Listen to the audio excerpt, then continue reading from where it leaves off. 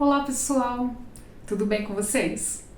Então, estou de volta aqui para fazer um convite para vocês participarem dessa nova série do canal Letras Brasilis, que é o Por que escrevi esse livro? É um espaço para a gente, os escritores, contarem a motivação que eles sentiram para escrever determinada obra, né? Eu já escrevi vários livros, esses aqui todos, e cada um deles eu sempre tive uma motivação pessoal. Isso também eu acho que é uma dica para um escritor estreante, alguém que quer começar a escrever e não sabe por quê, o que te move? Por que você acha que essa mensagem vai ser importante para alguém? Por que eu quero escrever esse livro? Né? Você tem que ter esse fogo interno, esse propósito.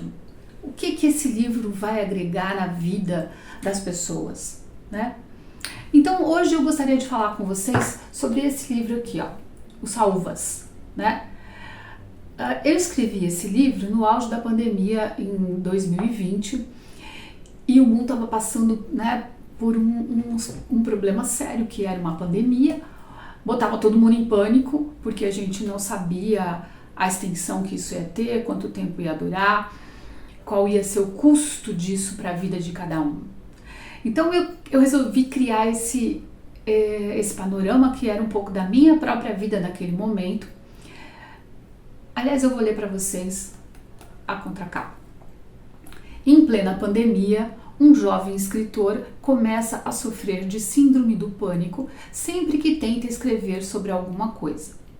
Tudo fica ainda pior quando uma pessoa enigmática invade sua vida, colocando em risco a pouca sanidade que lhe resta. Enquanto tenta combater seus problemas psicológicos, Tom descobre que inúmeras outras ameaças estão tentando destruir o mundo em que vive e passa a pesquisar sobre o aquecimento global e a destruição da Amazônia. Ao mergulhar de cabeça nesse universo, descobertas e desafios irão confrontá-lo com uma dura realidade.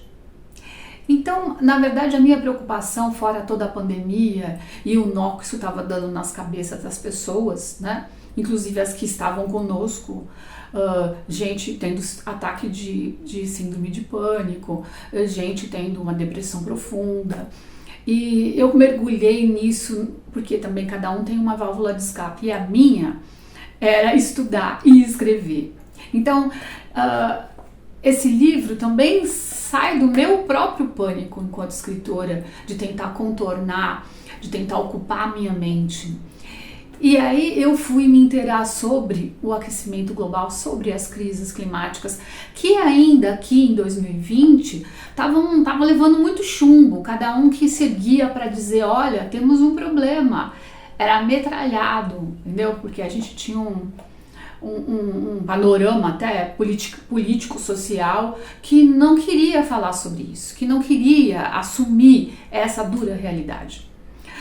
E por que eu estou falando hoje, agora, nesse momento, sobre este livro, com tantos outros livros sobre os quais a gente podia conversar?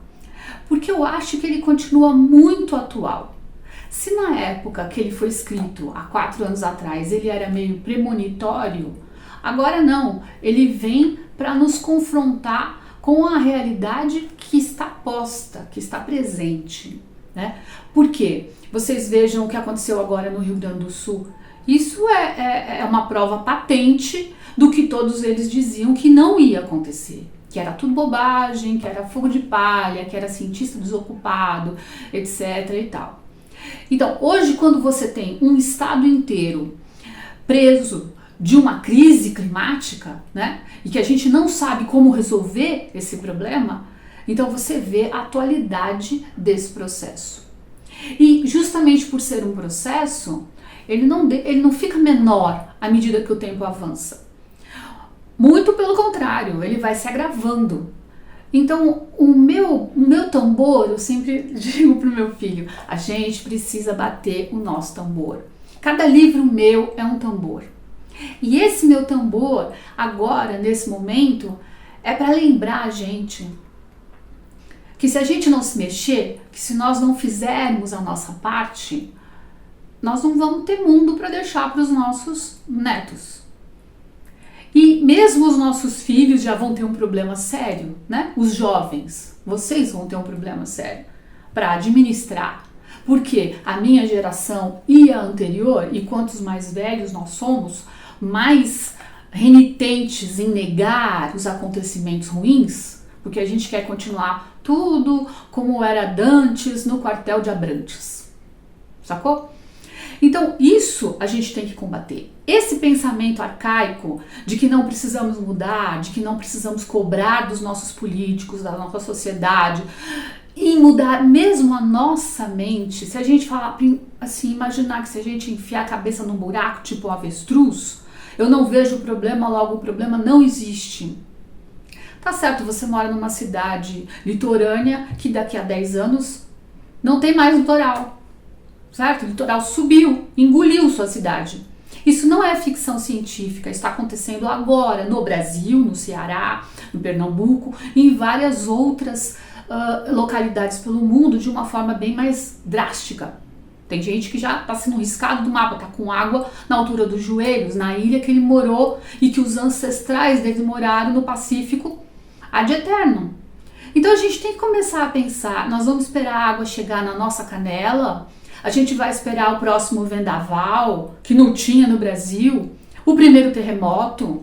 O que a gente vai esperar para começar a mudar velhos hábitos? Que tambor a gente vai bater para a gente poder abrir mentes?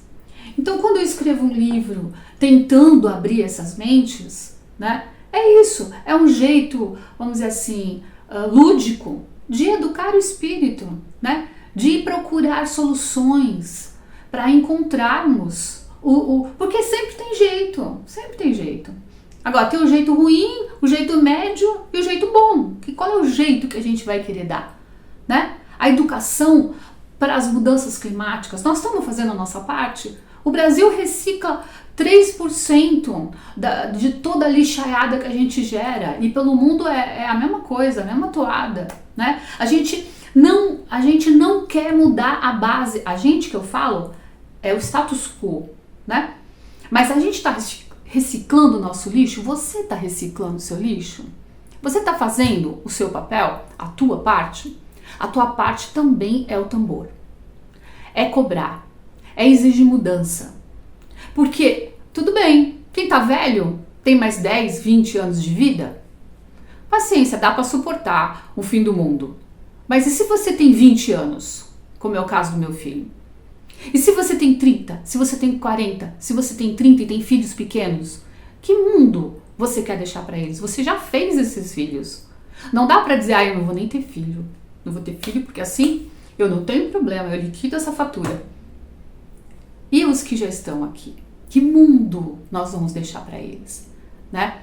Então vamos começar a pensar fora da caixa, a pensar em soluções. Se nós estamos estudando, estamos na faculdade, estamos fazendo cursos, vamos procurar soluções novas, vamos inventar coisas novas. Todo dia a gente não fala isso e aquilo, vamos pôr IA para trabalhar pra gente.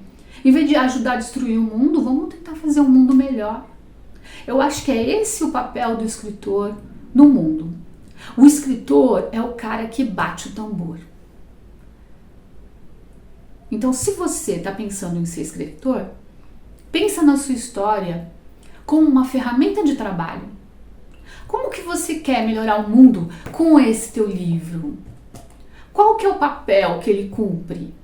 Porque eu vou te dizer uma coisa também, viu? Do jeito que a coisa vai, se for só para contar historinha da carochinha para boi dormir, nem precisa. Porque os caras botam o roteiro lá na IA, sai tudo mastigado, ou vai ter outra IA que vai costurar, botar tudo na internet, você fica sentado ali feito um pastrame, assistindo aquilo, engolindo aquilo, achando tudo maravilhoso. Enquanto isso, o mundo desaba ao seu redor. A gente tem que escolher qual é o papel que a gente quer desempenhar no mundo. Tá bom? Muito chato esse papo. Perdão. Mas a realidade às vezes é dura e a gente tem, sim, que se preparar para ela. Até o próximo livro, que aliás eu estou escrevendo, já já vocês vão ter notícias deles. Fiquem com Deus. Um beijo.